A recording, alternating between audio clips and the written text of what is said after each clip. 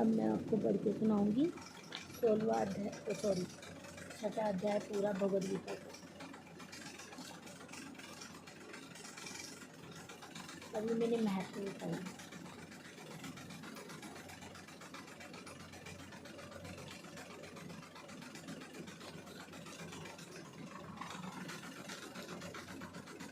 श्री परमानंद ने नमः। 6वां अध्याय।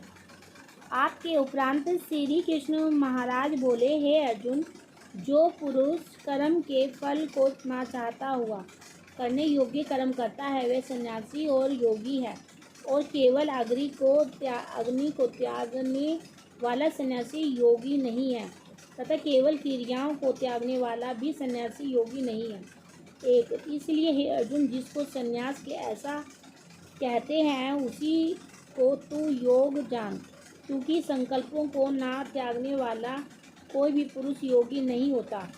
दूसरा, समतत्व बुद्धि रूप योग में रूढ़ होने की इच्छा वाले मननशील पुरुष के लिए योग की प्राप्ति में निष्काम भाव से कर्म करना ही हेतु कहा है, और योग रूढ़ हो जाने पर उस योग रूढ़ पुरुष के लिए सर्व संकल्पों का अभाव ही कल्याण में हेतु कहा है। यहाँ पर लिखा गीता अध्याय 3 श्लोक 3 की टिप्पणियों में इसका खुलासा अर्थ लिखा है। तीसरा, जिस काल में ना तो इंद्रियों के भोगों में आसक्त होता है और तथा न कर्मों में ही आसक्त होता है, उस काल में सब संकल्पों का त्यागी पुरुष योगारूढ़ कहा जाता है। चौथा, यह योगारूढ़ कल्याण में हेतु कही है, इसलिए मनुष्य को चाहिए कि अपने द्वारा अपना संसार समुद्र से उद्धार करे और अपने आत्मा को उद्योगति में ना पहुँचावे, क्योंकि वह जीवात्मा आप ही तो अपना मित्र है और आप ही अपना शत्रु है, अर्थात और कोई दूसरा शत्रु या मित्र नहीं है।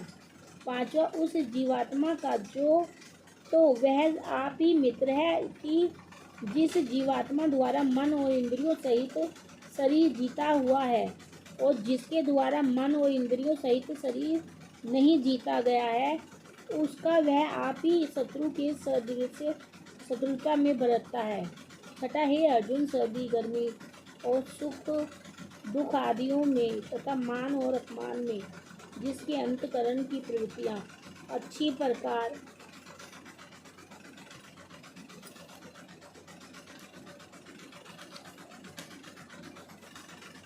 शांत है अर्थात विकार रहित है, ऐसी स्वाधीन आत्मा वाले पुरुष के ज्ञान में सच्चिदानंद घन परमात्मा सम्यक प्रकार से स्थित है, अर्थात तो उसके ज्ञान में परमात्मा के सिवा अन्य कुछ है ही नहीं। सातवां, ज्ञान विज्ञान से तृप्त है, अंतकरण जिसका तथा विकार रहित है, स्थिति जिसकी और अच्छी प्रकार जीती हुई इंद्रियां जिसकी तथा समान है मिट्टी पत्थर और संवरण जिसके वह योगी युक्त अर्थात भगवत की प्राप्ति वाला है, ऐसे कहा जाता है। आठवां, जो पुरुष सुहृदय मित्र वैरी उदासीन मध्यस्थ देशी और बंधुगणों में तथा धर्मात्मों में और पापियों में भी समान भाव वाला है, वह अति श्रेष्ठ है। नौवां, इसलिए उचित है कि जिसका मन और इंद्रियों सहित शरीर जीता हुआ है, ऐसा वासना रहित और संग्रह रहित योगी अकेला ही एकांत स्थान में स्थित हुआ निरंतर आत्मा को परमेश्वर के ध्यान में लगावे। यहाँ लिखा, स्वार्थ रहित सबका हित करने वाला, पक्षपात रहित दोनों ओर की भलाई चाहने वाला, शुद्ध भूमि में कुशा मृगछाला और वस्त्र है, उपरोपरि जिसके ऐसे अपने आसन को ना अति उच्च और ना अति नीचा स्थिर स्थापन करके 11 और उस आसन पर बैठकर तथा मन को एकाग्र करके चित्त और इंद्रियों की क्रियाओं को वश में किया हुआ अंतकरण की शुद्धि के लिए योग का अभ्यास करें। 12वां, उसकी विधि इस प्रकार है कि काया सिर और गिरवा को समान और अचल धारण किए हुए दृढ़ होकर अपनी नासिका के अग्रभाग को देखकर अन्य दिशाओं को ना देखता हुआ 13वां, और ब्रह्मचार्य के व्रत में स्थित रहता हुआ भय रहित तथा अच्छी प्रकार शांत अंतकरण वाला और सावधान होकर मन को वश में करके मेरे में लगाए हुए चित्त वाला और मेरे प्रयाण हुआ स्थित होवे। 14वां, इस प्रकार आत्मा को नियंत्रण परमेश्वर के स्वरूप में लगाता हुआ स्वाधीन मन वाला योगी मेरे में स्थित रूप परमानंद पराकाष्ठा वाली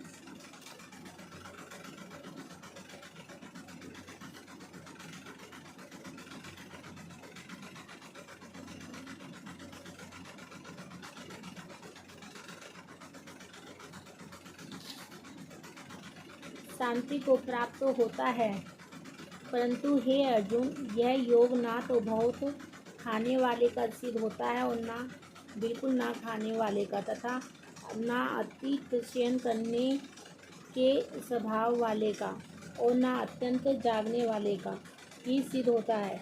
16, यह दुखों का नाश करने वाला योग तो यथा योग आहार और विहार करने वाले का तथा कर्मों में यथा योग चेष्टा करने वाले का और यथा योग चयन करने तथा जानने वाले का ही सिद्ध होता है। 17, इस प्रकार योग के अभ्यास से अत्यंत वश में किया हुआ चित्त जिस काल में परमात्मा में ही भली प्रकार स्थित हो जाता है, उस काल में संपूर्ण कामनाओं से सत्ता रहित हुआ पुरुष योग युक्त ऐसा कहा जाता है। 18, जिस प्रकार वायु रहित स्थान में स्थित दीपक चलायमान नहीं होता है, वैसे ही उपमा परमात्मा के ध्यान में लगे हुए योगी के जीते हुए चित्त की कही गई है।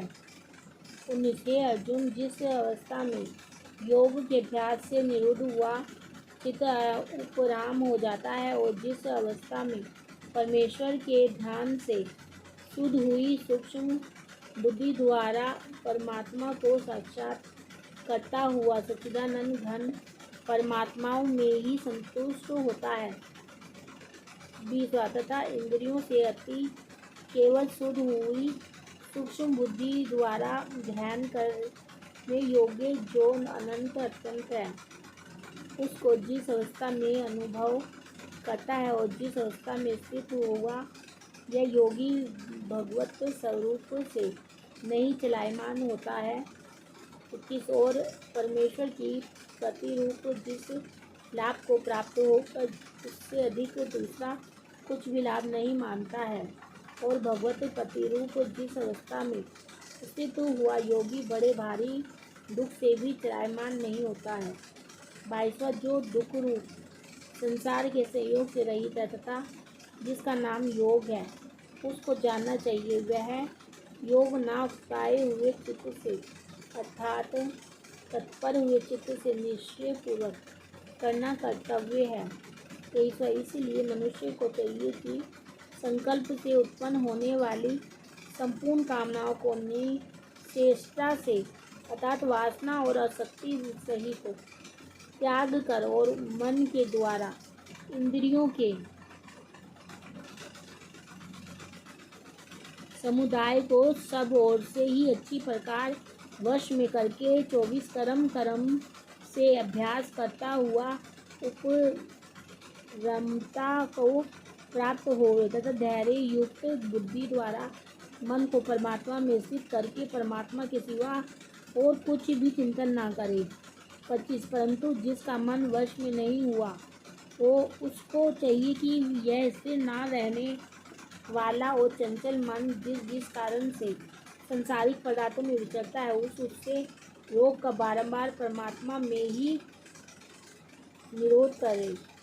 26, क्योंकि जिसका मन अच्छी प्रकार शांत है और जो पाप से रहित है और जिसका रजोगुण शांत हो गया है, ऐसे इस सच्चिदानंद घन ब्रह्म के साथ एक ही भाव हुए योगी को अति उत्तम आनंद प्राप्त होता है।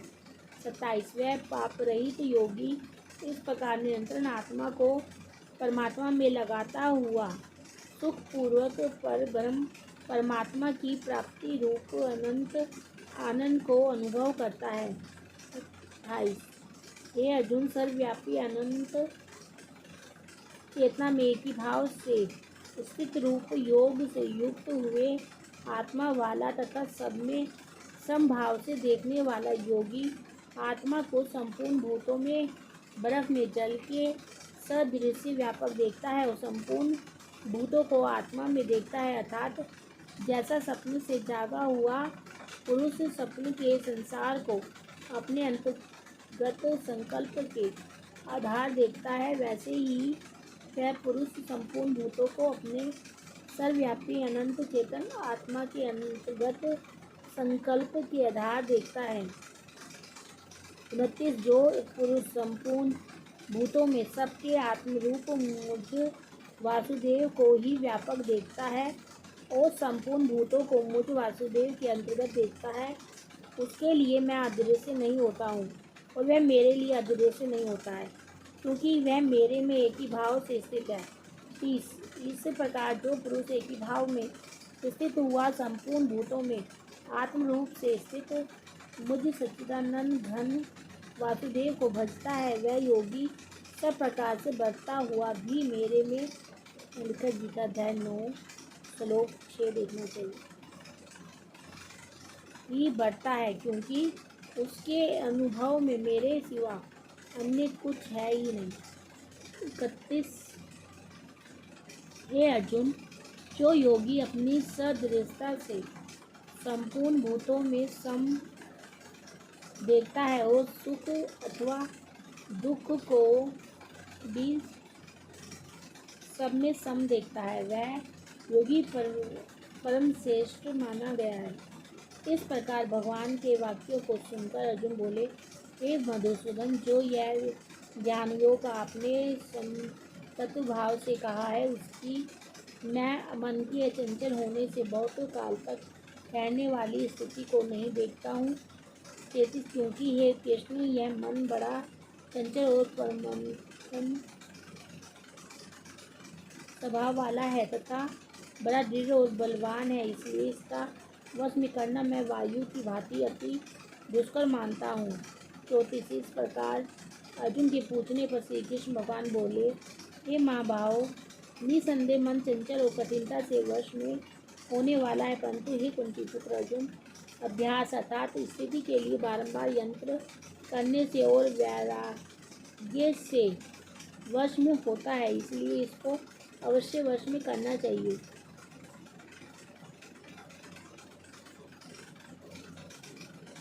क्योंकि मन को वश में न करने वाले पुरुष द्वारा योग दुष्प्रेय है, अर्थात प्राप्त होना कठिन है, तो स्वाधीन मन वाले प्रयत्नशील पुरुष द्वारा साधन करने से प्राप्त होना सहज है। यह मेरा मत है। 36 यहाँ पर लिखा, जैसे मनुष्य अपने मस्तक, हाथ, पैर और गुदादि के साथ ब्राह्मण, क्षत्रिय, शूद्र और मलेच्छादि को का सा बर्ताव करता हुआ भी उसमें आत्मभाव अर्थात अपनापन समान होने से सुख और दुख को समान ही देखता है, वैसे ही सब भूतों में देखना अपनी सदृशता से सम देखना है। तो यहाँ पर इस पर अर्जुन बोले, हे कृष्ण, योग से चलायमान हो गया है मन जिसका, ऐसा स्थिर यंत्र वाला सदा युक्त पुरुष योग की सिद्धि को अर्थात भगवत साक्षात्कारता को ना प्राप्त होकर किस गति को प्राप्त होता है। 37 हे महाभावों, क्या वह भगवत प्राप्ति के मार्ग में मोहित हुआ। गीता अध्याय 12 श्लोक 9 की टिप्पणी में इसका विस्तार देखना चाहिए।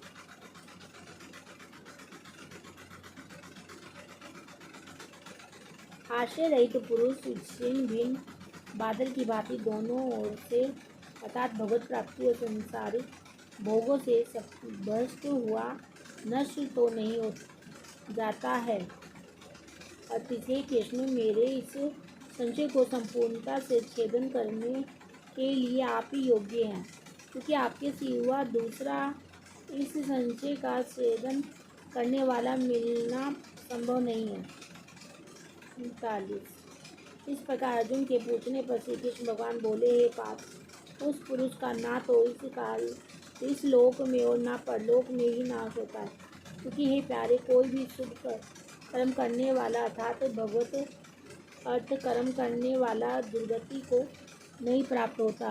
40। किंतु वह योगभ्रष्ट पुरुष पुण्यवानों के लोकों को अर्थात स्वर्गादि उत्तम लोकों को प्राप्त होकर उनमें बहुत वर्षों तक वास करके शुद्ध आचरण वाले श्रीमान पुरुषों के घर में जन्म लेता है। 41। अथवा वैराग्यवान पुरुष उन लोकों में ना जाकर ज्ञानवान योगियों के ही कुल में जन्म लेता है। परंतु इस प्रकार का जो यह जन्म है सो संसार में निसंदेह अति दुर्लभ है। 42। वह पुरुष वहाँ उस पहले शरीर में साधन किए हुए बुद्धि के सहयोग को अर्थात संपत्ति बुद्धि योग के संस्कारों को अनायास ही प्राप्त हो जाता है। और हे कुरुनंदन, उसके प्रभाव से फिर अच्छी प्रकार भगवत प्राप्ति के निमित्त यत्न करता है। 43। वह का विषयों के वश में हुआ भी उस पहले के अभ्यास से ही निसंदेह भगवत की ओर आकर्षित किया जाता है तथा समतत्व बुद्धि रूप योग का जिज्ञासु भी वेद में कहे हुए सकाम कर्मों के फल को उद्दंग कर जाता है। 44। जबकि इस प्रकार मंद प्रयत्न करने वाला योगी भी परम गति को प्राप्त हो जाता है, तब क्या कहना है कि अनेक जन्मों से अंतकरण की शुद्धि रूप सिद्धि को प्राप्त हुआ और अति प्रयत्न से अभ्यास यहाँ वह सब से श्रीमानों के घर में जन्म लेने वाला योगभ्रष्ट पुरुष से समझना चाहिए।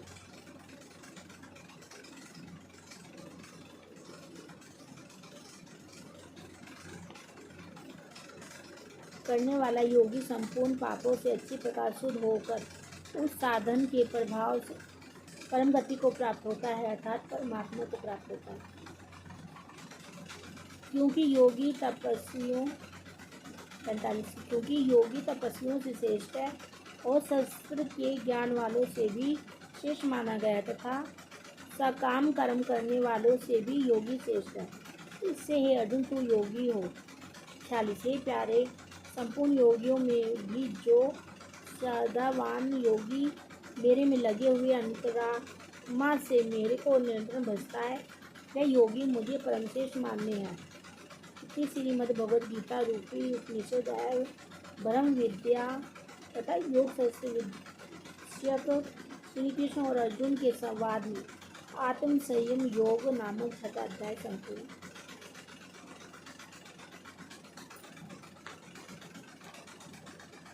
चलो 6 अध्याय तो हो गए हैं। भगवान जय श्री कृष्ण।